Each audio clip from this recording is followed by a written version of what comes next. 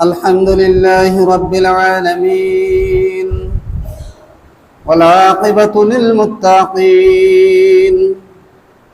الصلاة والسلام على أشرف الأنبياء والمرسلين وعلى آله وأصحابه وأزواجه وذريته وعلماء أهل سنته أجمعين فقد قال الله تعالى في كلامه القديم وفي فرقان الحميد أعوذ بالله من الشيطان الرجيم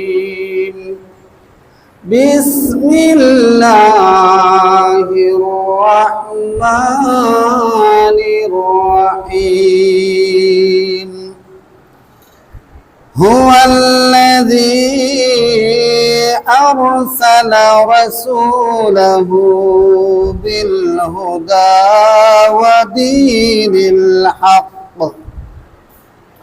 ودين الحق ليظهره على الدين كله وكفى بالله شهيدا صدق الله المولانا العظيم وصدق رسوله النبي الحبيب الكريم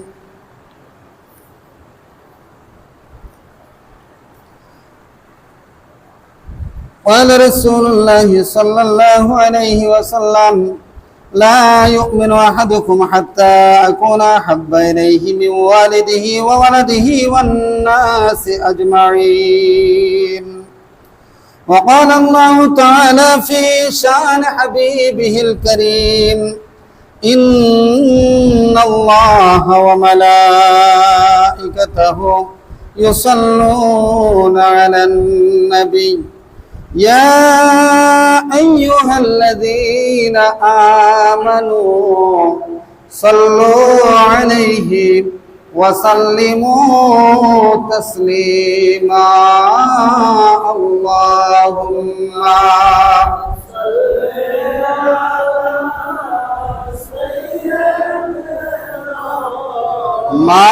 مولانا محمد وعلى آله مولانا নূর নবীজির আগমনে জগৎ হইলা উজালা মধুর নামটি যখন কর ওহে মুমিন নিরালা আল্লাহুম্মা মাশাআল্লাহ জোরে মাওলানা মুহাম্মদ ওয়া আলা আলিহি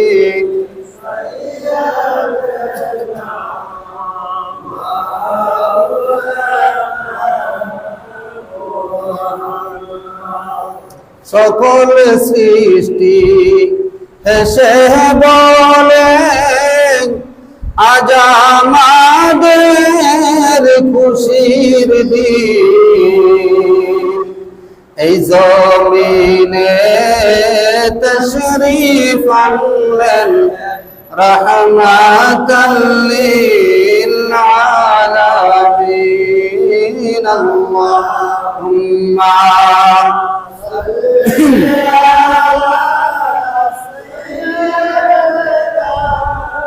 مولانا محمد وعلى آله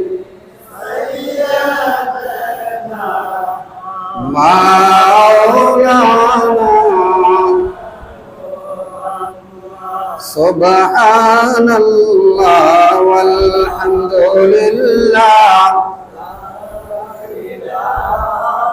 ইল্লাল্লাহ সুবহানাল্লাহ ওয়ালহামদুলিল্লাহ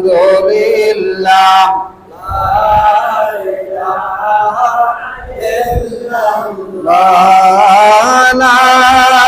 ইলাহা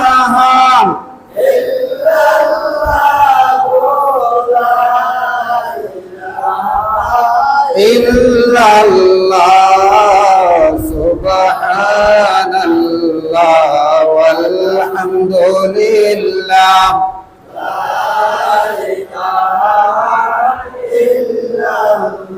লা ইলাহা ইল্লাল্লাহ মুহাম্মাদুর রাসূলুল্লাহ সাল্লাল্লাহু আলাইহি ওয়াসাল্লাম। আলহামদুলিল্লাহ, মহামহিম মহান শক্তিধর আল্লাহ তাআলার দরবারে অগণিত শুকরিয়া, যিনি আমাদেরকে অসংখ্য মুসলমান থেকে বাছাই করে শারীরিকভাবে মানসিকভাবে সুস্থতা দান করে দুনিয়ার সকল প্রকার ঝামেলা থেকে মুক্ত করে নবীজির আগমনের মাস পবিত্র ঈদে মিলাদুন নবীর মাসে আল্লাহর ঘর মসজিদে তার এই মহান হুকুম জুমার নামাজ আদায়ের নিমিত্তে আসার ক্ষমতা দিয়েছেন। এটা আল্লাহর পক্ষ থেকে বড় অনুগ্রহ। আসুন আমরা আল্লাহর দরবারে অগণিত শুকরিয়া স্বরূপ একবার জোরে পড়ে নেই আলহামদুলিল্লাহ। অসংখ্য অগণিত দরুদ ও সালাম দু জাহানের বাদশা নবী হযরত মুহাম্মদ মুস্তাফা সাল্লাল্লাহু আলাইহি ওয়াসাল্লামের পবিত্র খেদমতে। সম্মানিত হাজিরিন, এই মাস পবিত্র রবিউল আউয়াল মাস, যে মাসে আপনি আমার নবী সাইয়্যিদুল মুরসালিন এই পৃথিবীতে আগমন করেছিলেন। পড়ুন না আলহামদুলিল্লাহ।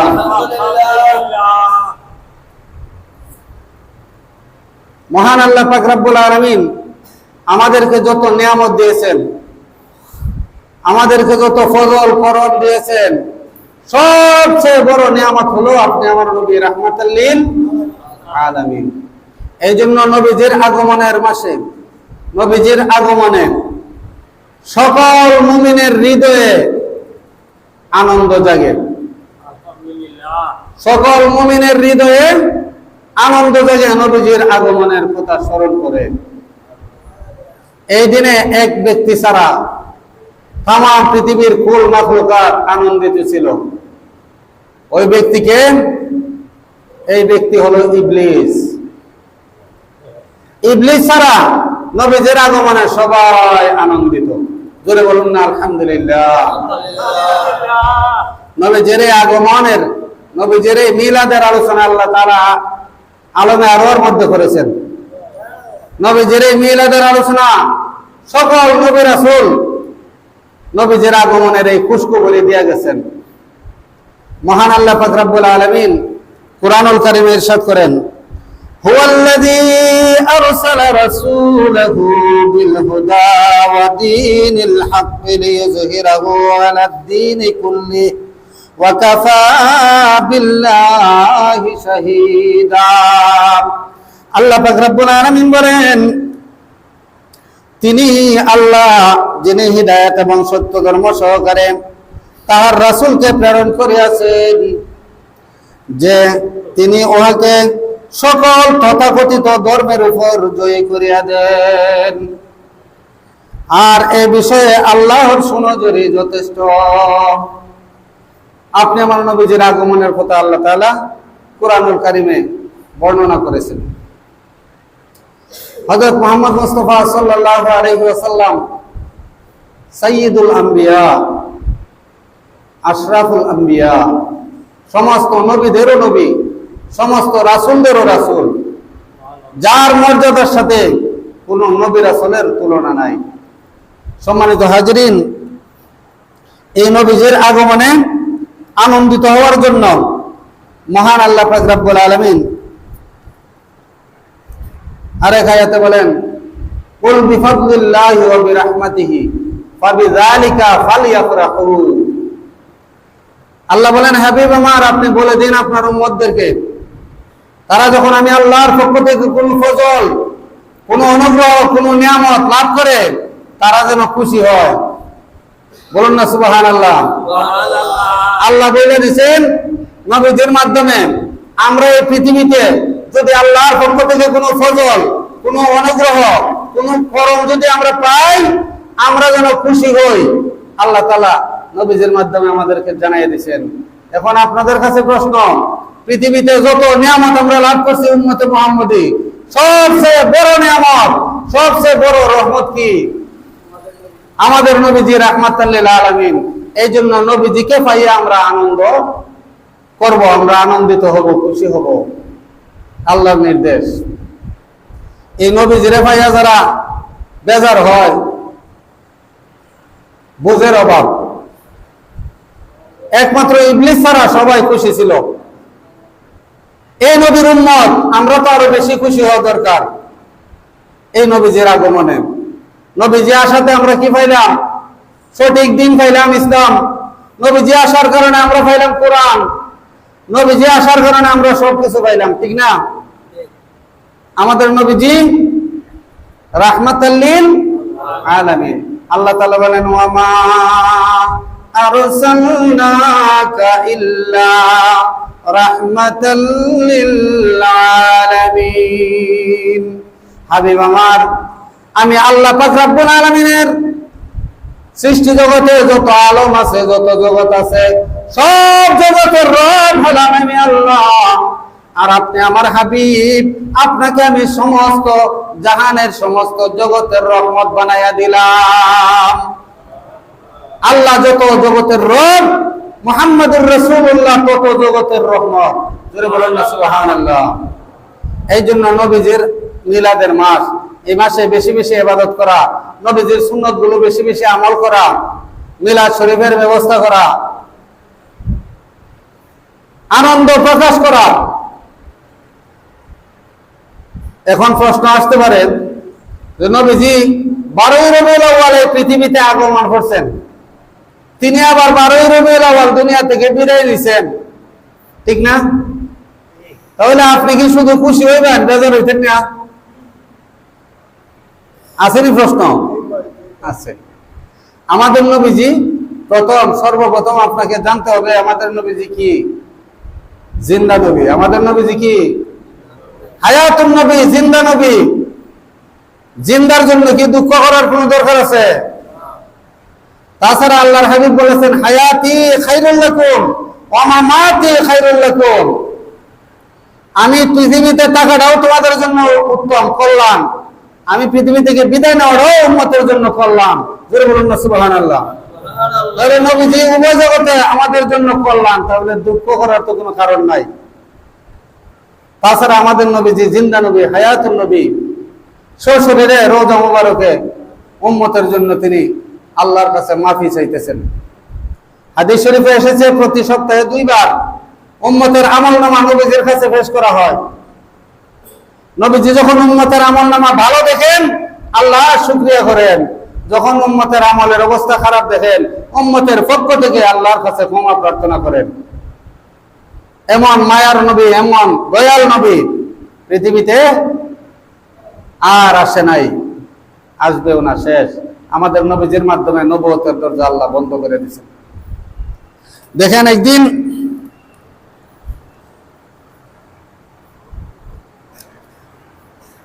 হাদিস শরীফে وعن ابن عباس رضي الله تعالى عنهما أنه قال جلس ناس من أصحاب رسول الله صلى الله عليه وسلم فخرج حتى إذا دان منهم سمعهم يتذاكرون قال بعضهم إن الله اتخذ إبراهيم خليلا وقال آخر موسى كلمه الله تكليما وقال آخر فعيسى كلمة الله وروحه وقال آخر آدم اصطفاه الله فخرج عليهم رسول الله صلى الله عليه وسلم وقال قد سمعت كلامكم وعجبكم إن إبراهيم خليل الله وهو كذلك وموسى نبي الله وهو كذلك وعيسى روح الله وكلمته وهو كذلك وآدم اصطفاه الله وهو كذلك ألا وأنا حبيب الله ولا فخر وأنا حامل لواء الحمد يوم القيامة تحته آدم فمن دونه ولا فخر وأنا أول شافع وأول مشفع يوم القيامة ولا فخر وأنا أول من يحرك حلق الجنة فيفتح الله لي فيدخلنيها ومعي فقراء المؤمنين ولا فخر وأنا أكرم الأولين والآخرين على الله ولا فخر رواه الترمذي বিশাল হাদিস আল্লাহর প্যারা নবী রাহমাতুল লিল আলামিন হযরত আব্দুল্লাহ ইবনে আব্বাস রাদিয়াল্লাহু তাআলা বর্ণনা করেন রাসূলুল্লাহ সাল্লাল্লাহু আলাইহি ওয়াসাল্লামের কয়েকজন সাহাবী এক বৈঠকের পর বাহির হইয়া পরস্পর খানাখানি করিয়া বলিতে লাগলেন। কেউ বলিলেন আল্লাহ তাআলা ইব্রাহিম আলাইহিস সালামকে বন্ধুরূপে গ্রহণ করেছেন। আবার কেউ বলতেছেন আল্লাহ তাআলা মুসা আলাইহিস সালামের সঙ্গে কথা বলিয়াছেন। আবার কেউ বললেন ঈসা আলাইহিস সালাম আল্লাহর কালেমা এবং তাহার দেওয়া খাস রূপ। আবার কেউ বলিলেন আল্লাহ তাআলা আদম আলাইহিস সালামকে পবিত্র বন্ধুত্ব দান করিয়াছেন। এমন সময় ফাখরাজা আলাইহিম রাসূলুল্লাহ সাল্লাল্লাহু আলাইহি ওয়াসাল্লাম, এমন সময় আল্লাহ রাসূল সাল্লাল্লাহু আলাইহি ওয়াসাল্লাম বের হয়ে তাদের নিকট আসলেন, আগমন করলেন। ওয়াকালা এবং বললেন কদ সামিতু কালামাকুম ওয়া আজাবাকুম, আমি তোমাদের কথা এবং আশ্চর্যজনক ভাব এর সব কথা আমি শুনেছি। নবীজি বলেন ইন্না ইব্রাহিম খলিলুল্লাহ ওয়া হুয়া কাযালিক, ইব্রাহিম আলাইহিস সালাম আল্লাহর বন্ধু ঠিকই, মুসা আলাইহিস সালাম আল্লাহর মুক্ত নবী ঠিকই, ঈসা আলাইহিস সালাম আল্লাহর দেওয়া খাস রূহ এবং তার কলেমা ঠিকই, আদম আলাইহিস সালামকে আল্লাহ তাআলা পবিত্র বন্ধুত্ব দান করেছেন তাহাও ঠিক। তোমরা যা বলছো সবকিছু ঠিক, তবে এখন জানিয়ে রাখো কি আলা ওয়া আনা হাবিবুল্লাহি ওয়ালা ফাখর। আল্লাহ রাসূল বলেন তোমরা যা বর্ণনা করছো সবগুলোই ঠিক, তবে এবার জানো আমার সম্বন্ধে জানো আমি আল্লাহর মহাপ্রিয় বন্ধু হাবিব। আল্লাহ রাসূল ছাড়া আর কোন নবীকে আল্লাহ তাআলা হাবিব বলেছেন?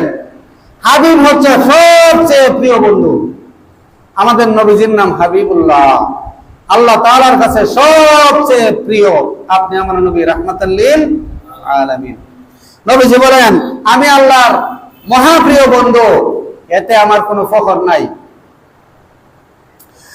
আমি কিয়ামতের দিন লয়ে হামদের বাহক হব, উহার নিচে আদম আলাইহিস সালাম এবং তাদের পরবর্তী সকল লোক থাকিবে, ইহা আমার ফখর নহে। আল্লাহ রাসূল সাল্লাল্লাহু আলাইহি ওয়াসাল্লাম হাসরের ময়দানে যে পতাকা ধরবেন, এই পতাকার নিচে বাবা আদম আলাইহিস সালাম সহ সব মানুষ এই পতাকার নিচে থাকবে। আল্লাহর হাবিব বলেন এতেও আমার কোনো ফখর নাই। এরপরে আল্লাহ রাসূল সাল্লাল্লাহু আলাইহি ওয়াসাল্লাম বলেন ওয়া আনা আউয়ালু শাফিঈন ওয়া আউয়ালু মুশাফফাঈন ইয়াউমাল কিয়ামাতি ওয়ালা ফাখর, কিয়ামতের দিন আমি সর্বপ্রথম সুপারিশকারী। কিয়ামতের দিন আমি সর্বপ্রথম সুপারিশকারী হইব এবং আমার সুপারিশ সর্বপ্রথম কবুল হইবে। সুপারিশের আরবি হলো শাফাআত। শাফাআত দুই প্রকার, শাফাআতে কুবরা, শাফাআতে সুগরা। শাফাআতে কুবরা হলো প্রথম যে শাফাআতটা করবেন নবীজি, এই শাফাআতের নাম হলো শাফাআতে কুবরা।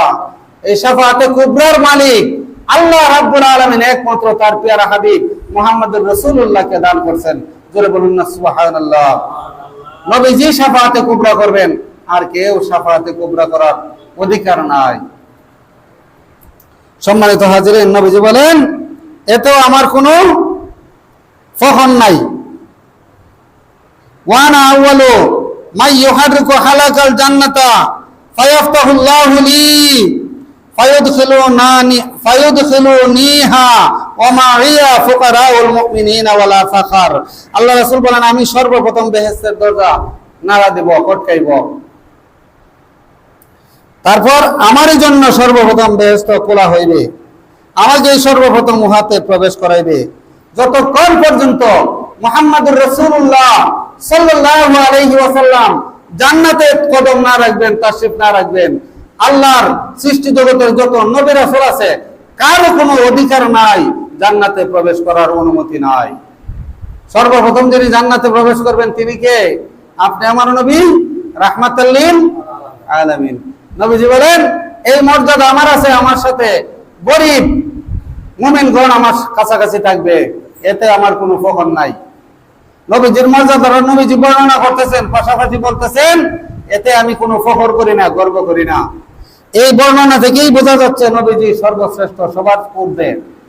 নবীজি সবার ঊর্ধ্বে, সকল নবী রাসূলের ঊর্ধ্বে আমাদের নবীজি।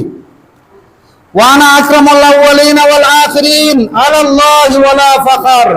আল্লাহ রাসূল বলেন, আমার নিকটে আমি পূর্ববর্তী এবং পরবর্তী সকলের চাইতে অধিক সম্মানিত, ইহাতেও আমার কোনো ফখর নাই। আল্লাহর প্রিয় নবী রাহমাতুল লিল আলামিন, আল্লাহর প্রিয় বন্ধু, আল্লাহর মহাপ্রিয় বন্ধু। আমাদের নবীজির সাথে সৃষ্টি জগতে কারো কোনো তুলনা নাই। আল্লাহ স্রষ্টা হিসেবে যেমন কারো সাথে কোনো তুলনা নাই, তেমনি ভাবে সৃষ্টি জগতে মুহাম্মদুর রাসূলুল্লাহ সাল্লাল্লাহু আলাইহি ওয়াসাল্লামের সাথেও কারো তুলনা নাই। এই জন্য উম্মত নবীজির মিলাদে খুশি হওয়া প্রয়োজন, খুশি হইলে লাভ। নবীজির এই মিলাদে খুশি হয়েছিল আবু লাহাব, মুমিন না কাফের? আবু লাহাবের কাছে যখন দাসী সুয়াইবা এসে খবর দিল, হে আবু লাহাব, একটা খুশির সংবাদ শুনো। কি খুশির সংবাদ? তোমার ভাই খাজা আব্দুল্লাহর ঘরে জন্ম নিয়েছে ফুটফুটে চন্দ্রিমার মতো একটা শিশু। সাথে সাথে আবু লাহাব করলো কি, আঙ্গুল দিয়ে ইশারা দিয়ে বলে, এ সুয়াইবা, তুমি আজকে এত সুন্দর একটা খুশির সংবাদ আমারে দিছো। আমার ভাতিজা দুনিয়াতে আগমন করছে, আমার ভাতিজার মিলাদ হয়েছে, যা এই সংবাদ দেওয়ার কারণে খুশি হয়ে আমি তোরে আজকে আজাদ করে দিলাম, মুক্ত করে দিলাম। আবু লাহাব মুক্ত করে দিয়েছে দাসী সুয়াইবারে, আগে কৃতদাসী ছিল। যা, তুই আজকের থেকে মুক্ত, তুই আর কৃতদাসী নাই। এই মুক্তি দান করার কারণে আবু লাহাব একটা কট্টর কাফের হওয়ার পরেও, বেঈমান হয়ে মারা যাওয়ার পরেও, সপ্তাহে কিবারে নবীজি দুনিয়ার মধ্যে আগমন করেছিলেন? সোমবার। প্রতি সপ্তাহের সোমবারে আবু লাহাবকে শাস্তি দিছে কম, পায়ের মাঝে দুইটা আগুনের জুতা পরাইয়া দিছে। এই আগুনের জুতার তাপে মাথার মগজ ভাতের মারের মতো টকবক টকবক করে। সপ্তাহের প্রতিটা দিন সে বিশাল কষ্ট পায়, কিন্তু সোমবার দিন যখন আসে আল্লাহর রাসূলের মিলাদে এই কট্টর কাফের খুশি হইয়া দাসী আজাদ করার কারণে আল্লাহ পাক রব্বুল আলামিন প্রতি সোমবারে আবু লাহাবের ওই যে আঙ্গুল দ্বারা ইশারা দিছিল, এই আঙ্গুলে জান্নাতে একটা ঝর্ণা জারি করে দেয়। আবু লাহাব এই আঙ্গুলটা মুখে দিয়ে যখন চুষতে থাকে, জান্নাতি ঝর্ণা যখন চুষে, এক সপ্তাহ আযাব সে ভুলে যায়। বলুন না সুবহানাল্লাহ। একটা কট্টর কাফের যদি রাসূলের মিলাদে খুশি হওয়ার কারণে সপ্তাহে একদিন নাজাত পায়, শান্তি পায়, আপনি আমি মুমিন, আপনি আমি এই নবীর উম্মত, আমরা যদি রাসূলুল্লাহর মিলাদে খুশি হই, আমাদের পুরস্কার কম হবে না বেশি হবে? অনেক বেশি হবে। এই জন্য নবীজির মিলাদে খুশি হবেন। 16 তারিখ 16 সেপ্টেম্বর নাসিরনগর আহলে সুন্নাত ওয়াল জামাতের কর্তৃক জশ্নে জুলুস এবং আলোচনা সভার আয়োজন আছে। আহলে সুন্নাত ওয়াল জামাত নাসিরনগরের পক্ষ থেকে আপনাদের সকলকে আমি দাওয়াত দিলাম, আপনারা ওই দিন যাবেন, জুলুসে যাবেন এবং আলোচনায় যাবেন। এটা আমাদের সকলের ঈমানি দায়িত্ব। দাওয়াত দেওয়ার দায়িত্ব আমাদের, আর পালন করার দায়িত্ব আপনাদের। সম্মানিত হাজিরিন, সাধারণ মানুষের সাথে রাসূলুল্লাহর তুলনা তো দূরের কথা, কোন নবী রাসূলের সাথেই তুলনা নাই। আল্লাহর প্যারা নবী রাহমাতাল লিল আলামিন যখন মাতৃগর্ভে, মা আমিনার গর্ভে যখন রাসূলুল্লাহ সাল্লাল্লাহু আলাইহি ওয়াসাল্লাম মা আমিনার রেহেমে যখন নবীজি পৌঁছলেন, খাজা আব্দুল্লাহ দুনিয়ার মধ্যে নাই। ওই সময় আরবের প্রথা ছিল, ওই সময় আরবের প্রথা ছিল কি, যারা বিধবা নারী তারা আতর ব্যবহার করতে পারবে না, সুগন্ধি ব্যবহার করতে পারবে না। আল্লাহ রাসূল সাল্লাল্লাহু আলাইহি ওয়াসাল্লাম যখন মা আমেনার রেহেমের মধ্যে, মা আমেনার রেহেমে যখন নবীজি পৌঁছলেন, সাথে সাথে মা আমেনার দেহ থেকে এমন সুগন্ধি বের হতে লাগলো, এই সুগন্ধি চতুর্দিকে ছড়াইয়া পড়তে লাগলো। ওই সময় নবীজির দাদা আব্দুল মুত্তালিব, এই আব্দুল মুত্তালিবের কাছে কয়েকজন মানুষ আসলো, আয়সা নালিশ দিল, ও আব্দুল মুত্তালিব, আমরা আপনার কাছে একটা নালিশের জন্য আসছি। কি নালিশ? যে আপনার ছেলে খাজা আব্দুল্লাহ তো দুনিয়াতে নাই, আব্দুল্লাহ স্ত্রী আমিনা কেন এত দামি আতর ব্যবহার করে চতুর্দিকে ছড়াইয়া পড়ে, এটা তো ঠিক না। এই ব্যাপারে আপনার কাছে আমরা বিচার দিয়ে গেলাম। খাজা আব্দুল মুত্তালিব তার বিবিকে ডাক দিয়ে বলেন, হে বিবি, তুমি এদিকে আসো। আরবের রীতিমতে কোনো বিধবা তো সুগন্ধি ব্যবহার করার কোনো আইন নাই, বিধান নাই, নিয়ম নাই। তুমি মা আমেনারে বলো, আমি যদি মা আমেনাকে বলি সে কষ্ট পাইতে পারে, তুমি বুঝাইয়া বলো মা আমেনা যেন আর সুগন্ধি ব্যবহার না করে। তখন আব্দুল মুত্তালিব যখন ওনার স্ত্রীকে বললেন, ওনার স্ত্রী ডাকতে বলেন, হে স্বামী, কথা তো সত্য। মা আমেনা যখন গোসলখানায় যায়, গোসলখানা থেকে যখন বের হয়ে আসে, আমি যখন ঢুকি, সুগন্ধি এমন সুগন্ধি মোহিত হয়ে যায় যা বলার মতো না। এত আশ্চর্যজনক সুগন্ধি আর কোনো জায়গায় আমি পাই নাই। তখন মা আমেনাকে ডাক দিয়ে বলল, ওগো মা আমেনা, আরবের নিয়ম মতে তো বিধবা নারীরা আতর ব্যবহার করা নিষেধ, সুগন্ধি ব্যবহার করা নিষেধ। কেন গো মা তুমি সুগন্ধি ব্যবহার করো? এই সুগন্ধির কারণে আমরা মানুষের কাছে অপমানিত হইতেইব, তুমি সুগন্ধি ব্যবহার ছাড়ো। হযরতে আমেনা রাদিয়াল্লাহু তাআলা আনহা ডাক দিয়ে বলেন, আম্মা জান, আমি কোনো আতর সুগন্ধি ব্যবহার করি না, আমি কোনো আতর সুগন্ধি ব্যবহার করি না। আপনারা জানেন আমার গর্ভের মধ্যে সন্তান আছেন। আমার এই শিশু সন্তান যেদিন থেকে আমার গর্ভে প্রবেশ করলো, আমার রেহেমের মধ্যে প্রবেশ করলো, খোদার কসম করে বলি, ওই দিন থেকে আমার দেহ থেকে অটোমেটিক এই সুঘ্রাণ ছড়াইতেছে। আরো কি বলবো আপনাদেরকে, আমার সন্তান আমার রেহেমে আসার পরে আমি যখন বাহিরে যাই, মেঘমালা আমাকে ছায়া দেয়। আমি যখন পাথরের উপর পা রাখি, পাথর গলে মোমের মতো নরম হয়ে যায়। আমি যখন গরম উত্তপ্ত বালুর মধ্যে পা রাখি, গরম উত্তপ্ত বালু সাথে সাথে ঠান্ডা হয়ে যায়। আরো কি বলবেন, আমার সন্তান আমার রেহেমে আসার পর থেকে জান্নাতের হুরপুরীরা আমাকে সালাম জানায়, জঙ্গলের পশুরা আমাকে সালাম জানায়। আমার এই শিশু আমার রেহেমে আসার পরে আমি কুয়ার কাছে যখন যাই, অটোমেটিক পানি কুয়ার মুখের মধ্যে চলে আসে। আরো কি বলবো, আমার এই সন্তান আমার রেহেমে আসার পরে আমি একদিন কুয়ার দিকে রওনা দিলাম। আকাশ দিয়ে পাখির যা ঘুরে যাচ্ছিল, আমি তখন পাখির কণ্ঠের আওয়াজগুলো শুনতে পেলাম। পাখির জবান খুলে গেছে, ডাক দিয়ে বলে, পাখিরা রে, সাবধান সাবধান, রাহমাতাল লিল আলামিনের মা ওই দিকে যাইতেছে, ওনার মাথার উপর দিয়ে গেলে বেয়াদবি হবে। হে পাখির দল, তোমরা দুই ভাগ হইয়া দুই দিকে চলে যাও, মা আমেনার মাথার উপর দিয়া যাইও না। আমি যখন আমার সন্তান যখন আমার রেহেমের মধ্যে আসলো, আমি যখন কুয়ার কাছে গেলাম, কুয়ার কাছে যাওয়ার আগে আগে কে যেন বলতেছে, হে কুয়ার পানি, তাড়াতাড়ি উপরে উঠে যাও, আমার বন্ধু নবী রাহমাতুল লিল আলামিনের মা আসতেছে, ওনার যেন পানি নিতে কোনো প্রকার কষ্ট না হয়।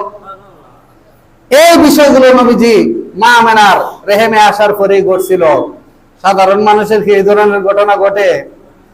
মা আমেনা রাদিয়াল্লাহু তাআলা আনহা ডাক দিয়ে বলেন, হে দুনিয়ার মানুষ, দুনিয়ার নারীরা যখন গর্ভবতী হয়, সন্তান যখন গর্ভের মধ্যে থাকে, ওই নারীটার অনেক কষ্ট হয়। ওই নারীটা বসতে পারে না, শুইতে পারে না, কষ্ট হয়, ঠিক মতো খাইতে পারে না, ঘুম হয় না। আমি কসম করে বলতেছি, আমার আমার পুত্র মুহাম্মদ সাল্লাল্লাহু আলাইহি ওয়াসাল্লাম যখন আমার রেহেমে ছিল, আমি ওই সাধারণ নারীদের মতো কোনো ওজনই আমি অনুভব করি নাই। আমি যে গর্ভবতী আমি টেরও পাই নাই। আমি শুধু গায়ের থেকে আওয়াজ শুনি, ওগো রাহমাতুল লিল মা, আপনি বড় ভাগ্যবান, আপনার রেহেম থেকে জন্ম নিচ্ছে দু জাহানের বাদশা নবী রাহমাতুল লিল আলামিন। আমি শুধু খুশখবরই পাইতাম। আমি যে গর্ভবতী এই ধরনের কোনো আলামতই আমার মধ্যে ছিল না। আমি কোনো কষ্ট অনুভব করি নাই। মা আমেনা এই বর্ণনা দিয়েছেন। আমাদের নবীজি রাহমাতুল লিল আলামিন, উনার মিলাদ বইলা শেষ করার মতো না। কোরআন সুন্নাহ মোতাবেক উনার মিলাদ আলোচনা করলে অনেক সময় লাগবে। আল্লাহ রাসূল সাল্লাল্লাহু আলাইহি ওয়াসাল্লাম সাধারণ নয়, তিনি অসাধারণ। আল্লাহ পাক রব্বুল আলামিনের পিয়ারা হাবিব, এই নবীজির আগমনের খুশখবরি বাবা আদম থেকে শুরু হয়ে ঈসা রুহুল্লাহ পর্যন্ত এই খুশখবরি দেয়া গেছেন। এই নবীর উম্মত হওয়া যে কত ভাগ্যবান, হযরত ঈসা রুহুল্লাহর ঘটনাটা শুনলে বুঝতে পারবেন। এই পৃথিবীতে যত মানুষ আগমন করছেন, যারা আগমন করছেন, সবচেয়ে শ্রেষ্ঠ হলো নবী রাসূল। সবচেয়ে শ্রেষ্ঠ কারা? নবী রাসূল। উম্মতে মুহাম্মাদের গুণাবলী বর্ণনা শুনিয়া, উম্মতে মুহাম্মাদের মর্যাদার কথা শুনেন আল্লাহর নবী ঈসা রুহুল্লাহ আলাইহিস সালাম আল্লাহকে আবেদন করলেন, ইয়া আল্লাহ, আমারও যদি তুমি নবী না বানাইয়া মুহাম্মাদুর রাসূলুল্লাহ আখিরি জামানার নবীর উম্মত বানাই দিতা, আমি ঈসার জীবনটা ধন্য হয়ে যেত। আল্লাহ পাক রব্বুল আলামিন ঈসা রুহুল্লাহর দোয়া কবুল করছেন। ঈসা রুহুল্লাহকে আকাশে উঠিয়ে নিছেন, উম্মতে মুহাম্মদী বানাইয়া কিয়ামতের আগে ঈসা রুহুল্লাহকে জমিনে আল্লাহ পাঠাইবেন। জোরে বলুন না আলহামদুলিল্লাহ। দরখাস্ত করে ঈসা রুহুল্লাহ এই নবীর উম্মত হয়ে আইব। আমরা কি দরখাস্ত করছি? বিনা দরখাস্তে আল্লাহ আমরা এই শানদার শ্রেষ্ঠ নবীর শ্রেষ্ঠ উম্মত বানাই দিয়েছেন। এখন যদি আমি শ্রেষ্ঠত্ব ধরে না রাখি, তাহলে আমি নিজে ক্ষতিগ্রস্ত হব। শ্রেষ্ঠত্ব ধরে রাখতে পদ্ধতি কি? পদ্ধতি নবীজির অনুসরণ, নবীজির মহব্বত। নবীজিকে মহব্বত করবেন, নবীজির অনুসরণ বেশি বেশি করবেন, নবীজির প্রতি বেশি দরুদ শরীফ পাঠ করবেন, নবীজির সুন্নতে আমল বেশি বেশি করবেন, তাহলে আমরা শ্রেষ্ঠ নবীর শ্রেষ্ঠ উম্মত হয়ে যাব। এখন এই নবীর উম্মত হইলাম, নামাজ পড়ি না একদিন। নবীজির উম্মত ঠিক আছে, নামাজ নাই, তাহলে কি আমি শ্রেষ্ঠ উম্মত হতে পারবো? নবীজির উম্মত হইছি ঠিক আছে, নবীজির সুন্নত আমল করি না, শ্রেষ্ঠত্ব অর্জন করা সম্ভব না। শ্রেষ্ঠত্ব যদি অর্জন করতে হয়, আল্লাহর রাজামন্দি, আল্লাহর সন্তুষ্টি যদি অর্জন করতে হয়, মুহাম্মদুর রাসূলুল্লাহকে মহব্বত করতে হবে জানের চেয়ে বেশি, এবং মুহাম্মদুর রাসূলুল্লাহর সুন্নাত গুলো আমল করতে হবে। মহব্বত করবেন এবং আমল করবেন। আল্লাহ রাসূলের মর্যাদা সৃষ্টি জগতে সবার ঊর্ধ্বে। আল্লাহ রাসূলের মর্যাদা সৃষ্টি জগতে সবার ঊর্ধ্বে। তিনি সর্বপ্রথম সুপারিশ করবেন আল্লাহর কাছে। যখন ময়দানে মাহশার প্রকম্পিত থাকবে, আল্লাহর কাছে সুপারিশ করার ক্ষমতা সাহস কেউ পাইবে না। ওই সময় আল্লাহ রাসূল মাকামে মাহমুদে সেজদা দিয়া আল্লাহ পাক রব্বুল আলামিনের কাছে সুপারিশ করবেন। এই সুপারিশের নাম হইল শাফাআতে কুবরা। এই শাফাআতে কুবরা একমাত্র মুহাম্মদুর রাসূলুল্লাহ সাল্লাল্লাহু আলাইহি ওয়াসাল্লাম করবেন। তাহলে আমরা ভাগ্যবান কিনা? আমাদের ভাগ্য ভালো, আমরা শ্রেষ্ঠ নবীর উম্মত হইছি। শ্রেষ্ঠ নবীর উম্মত হওয়ার পরে আমাদের যে কাজগুলো আছে, কাজগুলো করতে হবে। নবীজি শিক্ষা দিয়ে গেছেন সবকিছু, কিভাবে আমাদের চলতে হবে। এক কথায় ইসলামে সব কিছুর বিধিবিধান আছে। আপনি যদি খোঁজ করেন, তালাশ করেন, চেষ্টা করেন, আপনি অবশ্যই সবকিছু পাবেন। সবকিছুর সমাধান ইসলামে আছে। আল্লাহ পাক রব্বুল আলামিন আমাদের সকলকে নবীজির আদর্শ গ্রহণ করার তৌফিক দান করুন। ইসলামের পরিপূর্ণ বিধান মেনে চলার তৌফিক আমাদের সকলকে দান করুন। সবাই বলুন আমিন।